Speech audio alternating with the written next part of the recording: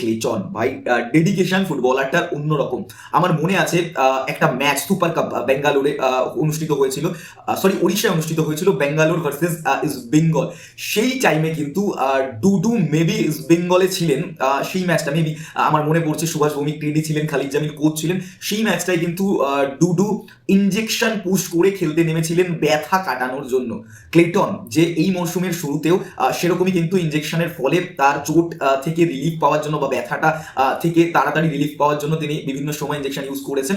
এবং এই মুহূর্তে যখন ক্লেটনকে সব থেকে বেশি দরকার এবং ইস্ট বেঙ্গল ম্যানেজমেন্ট এই সময় বা সামার ট্রান্সফার উইন্ডোর আগে কতটা ক্লেটনকে চেঞ্জ করতে পারবেন সেই নিয়ে যখন প্রশ্নচিহ্ন উঠছে, সেই সময় ক্লেটন জানিয়েছেন যে তিনি আবারও ইনজেকশন নিয়ে মাঠে নামতে প্রস্তুত। তবে এরপরেও একটা প্রশ্ন থাকছে, ক্লেটন এই ইনজেকশন নিয়ে মাঠে নামলেও কতটা ফিট হয়ে তিনি পারফরমেন্স করতে পারবেন, কারণ চোট তো তার রয়েইছে। সেখানে দাঁড়িয়ে ইনজেকশন নিয়ে হয়তো ব্যথাটা রিলিফ হবে, কিন্তু চোটের জায়গাটা হয়তো আরো বাড়বে। তবে ক্লেটনের হয়তো ইস্ট বেঙ্গল জার্সিতেই অবসর যাওয়ার একটা সিদ্ধান্ত নিতে চলেছেন।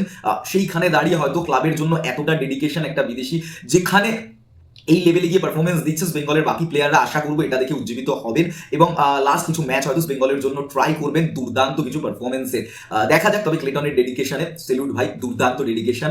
এই বয়সে এসেও একটা ক্লাবের জন্য যে তুমি এতটা পরিমাণে পারফরমেন্স নিংড়ে দেওয়ার চেষ্টা করছো, প্রতি ম্যাচে 90 মিনিট আপ খেলছো, সেলুট ভাই, বিগ সেলুট।